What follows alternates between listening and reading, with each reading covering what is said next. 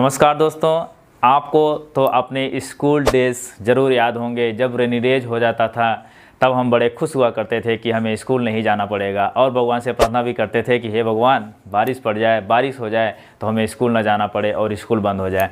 हज़ारों साल पहले लोग मौसम को कंट्रोल करने के लिए बहुत सारा कोशिश कर रहे थे कि जब कभी सूखा पड़ जाता था, जब कभी मौसम ड्राई हो जाता था तो लोग बहुत सारा रिचुअल करते थे कि हे भगवान बारिश हो जाए। दोस्तों, आज हम इस वीडियो में यही डिस्कस करने वाले हैं कि क्या हम रियल में बारिश करा सकते हैं कि नहीं करा सकते हैं, क्या हम वेदर को कंट्रोल कर सकते हैं कि या नहीं कर सकते हैं। नमस्कार दोस्तों, मैं हूं जितेंद्र सिंह और आपका मेरे यूट्यूब चैनल बड़ा डी में बहुत स्वागत है। आप इस चैनल पर नए हो तो चैनल को सब्सक्राइब जरूर कर लीजिए, क्योंकि इस चैनल पर आपको ऐसे ही एजुकेशनल और इंटरेस्टिंग वीडियो मिलती रहती है।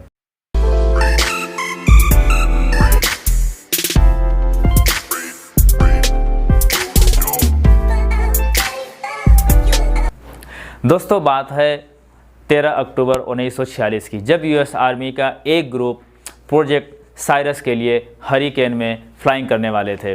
वेदर को और अच्छी तरह से जानने के लिए ये प्रोजेक्ट साइरस विसेंट जे शेफर की टीम के द्वारा लीड की जा रही थी, जिन्होंने एक साल पहले अपने ही लैब में क्लाउड को मॉडिफाई करने का एक मेथड डिस्कवर किया था। विसेंट अपनी थ्योरी को हरिकेन में एक्चुअल में टेस्ट करना चाहते थे कि क्या उन्होंने जो भी मेथड डिस्कवर किया है वो सही है या सही नहीं है। यदि यह थ्योरी और मेथड सक्सेस होती है तो यह मानवता को एक नए युग में प्रवेश करेगी, जो कि लोगों के लिए एक अच्छा वरदान साबित होगा। आज हम इसी मेथड को क्लाउड सीडिंग के नाम से जानते हैं और इससे हुई बारिश को हम आर्टिफिशियल रेन भी कहते हैं। आइए सबसे पहले हम समझते हैं कि नेचुरल रेन कैसे होती है, उसके बाद हम देखेंगे क्लाउड सीडिंग और आर्टिफिशियल रेन क्या होती है। बारिश हमारे पर्यावरण के लिए सबसे अच्छी होती है, सब हम जानते हैं। सूर्य की किरणें जब पृथ्वी की सतह पर मौजूद पानी पे पड़ती हैं, जो कि पानी गर्म होता और गर्मी के परिणाम स्वरूप पानी वाष्प या भाप बनकर ऊपर उठने लगता है।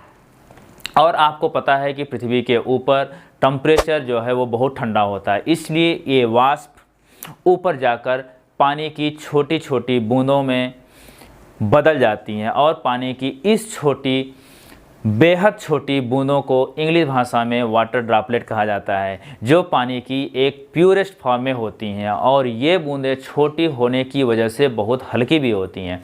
पानी की ये छोटी बूंदें एक साथ मिलकर एक क्लाउड का रूप ले लेती हैं।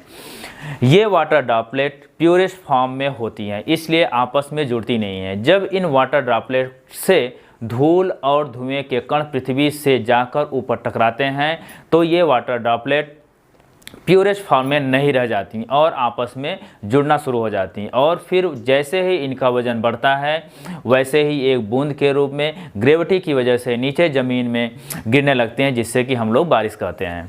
कहने का मतलब यह है कि क्लाउड कितना भी बना हो, जब तक वाटर ड्रॉपलेट को एक साथ जुड़ने का सपोर्ट नहीं मिलेगा तब तक रेन नहीं होगा। और यहाँ पे सपोर्ट जो है धूल और धुएं के कण द्वारा मिल रहा है, और यही है नेचुरल रेन का प्रोसेस। आइए हम देखते हैं कि क्लाउड सीडिंग क्या है या आर्टिफिशियल रेन क्या है। क्लाउड सीडिंग वो टेक्नोलॉजी है जो क्लाउड में मौजूद छोटे छोटे बूंदों को आपस में जोड़ने का काम करती है, जैसा कि मैंने आपको पहले ही बताया। जब वाटर ड्रॉपलेट आपस में जुड़ती हैं तो बारिश होती है। क्लाउड सीडिंग टेक्नोलॉजी में बहुत सारे केमिकल एजेंट यूज होते हैं, जैसे कि silver iodide, potassium iodide, dried carbon dioxide and liquid propane. Cloud के ऊपर एयरक्राफ्ट से जुड़े पायरोटेक्निक फ्लेयर्स के माध्यम से इनको बादलों में छिड़का जाता है, या ज़मीन से एक स्पेशल जनरेटर के द्वारा इन केमिकल एजेंट को ऊपर भेजा जाता है, जो कि क्लाउड में मौजूद छोटे छोटे बूंदों को आपस में जोड़ने का काम करती हैं, और आपस में जुड़ने से ही इनका वजन बढ़ता है, और वजन बढ़ने की वजह से बूंद नीचे ज़मीन पे गिरने लगती हैं और बारिश होने लगता है। और इसलिए हम कह सकते हैं कि क्लाउड सीडिंग एक ऐसी टेक्नोलॉजी है जो बारिश होने के लिए बादलों को फोर्स करती है।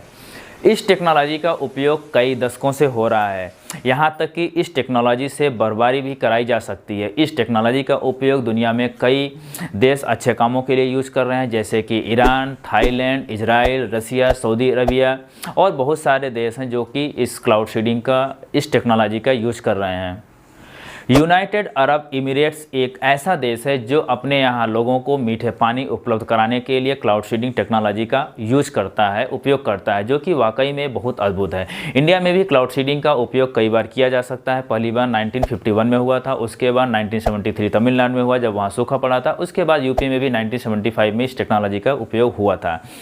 लेकिन इस टेक्नोलॉजी की एक बड़ी खामी यह भी है कि इसका उपयोग हथियार के रूप में भी किया जा सकता है। आपकी जानकारी के लिए यह बता दूं कि साल 1955 से 1975 के बीच अमेरिका और ताइवान के बीच लड़े गए युद्ध में अमेरिका ताइवान के खिलाफ क्लाउड सीडिंग टेक्नोलॉजी का इस्तेमाल हथियार के रूप में किया था। बहुत ज़्यादा बारिश करा के मिलिट्री के सारे रास्ते बंद कर दिए थे और इस बारिश की वजह से बहुत सारा नुकसान आम जनता को भी हुआ था। इसीलिए 1976 में इन्वायरमेंटल मॉडिफिकेशन कन्वेंशन नाम की एक संधि बनाई गई थी, जिसमें यह तय किया गया कि फ्यूचर में युद्ध के दौरान कोई भी कभी भी इस टेक्नोलॉजी का उपयोग हथियार के रूप में नहीं करेगा। और इस संधि में कुल 78 देशों ने साइन किया था, जिसमें भारत भी शामिल था, पाकिस्तान भी था, चाइना भी था। ओवरऑल क्लाउड सीडिंग टेक्नोलॉजी एक ऐसी टेक्नोलॉजी है जिससे कि हम बारिश तो करा भी सकते हैं और हम बर्फबारी भी करा सकते हैं, लेकिन इसका उपयोग तभी करना चाहिए जब रियल में बारिश की ज़रूरत हो।